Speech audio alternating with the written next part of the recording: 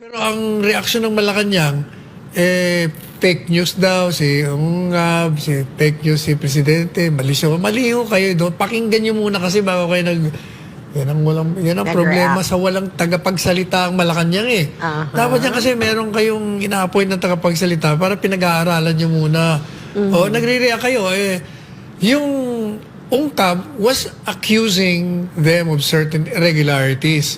Kaya sabi ko doon sa statement ko, you have to validate first kung totoo yung sinabi niya. And ano bang ebidensya? The best evidence is the document itself.